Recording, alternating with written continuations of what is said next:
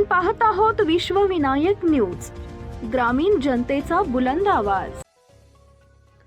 बिबट्याचा मोठ्या प्रमाणात थैमान वाढल्यानंतर वन विभागानं डोळे झाकपणा करत असल्यामुळे संतप्त ग्रामस्थांनी केला रास्ता रोको। बिबट्याचा मोठ्या प्रमाणात थैमान वाढल्यानंतर वन विभाग डोळे झाकपणा करत असल्यामुळे संतप्त ग्रामस्थांनी रास्ता रोको केला आहे। मुंबई आग्रा महामार्गावर ग्रामस्थांनी जवळपास अर्ध्या तासासाठी अडवून धरला होता।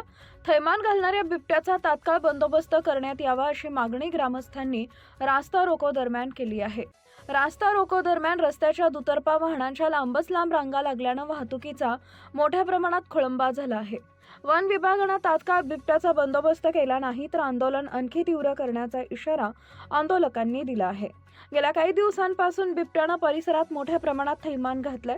वारंवार वन विभागाला या संदर्भातील माहिती देऊन देखील वन विभाग कुठल्याही प्रकारे कारवाई करत नसल्यामुळे ग्रामस्थांनी अखेर बिबट्याचा बंदोबस्त वन विभागाने करावा या मागणीसाठी कमखेडा फाटा इथं मुंबई आग्रा महामार्गावर रास्ता रोको केलाय।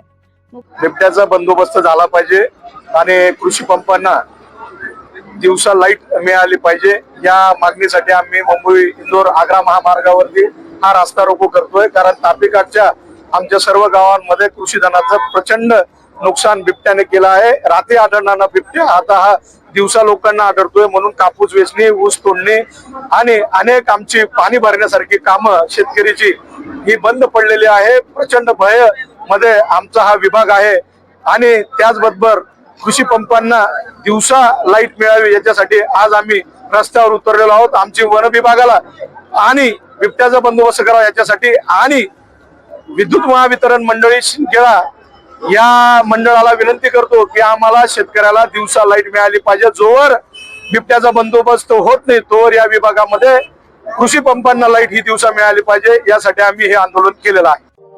अशाच ताज्या बातम्या पाहण्यासाठी विश्वविनायक न्यूजला लाईक करा, सबस्क्राइब करा आणि बेल आयकॉन प्रेस करा।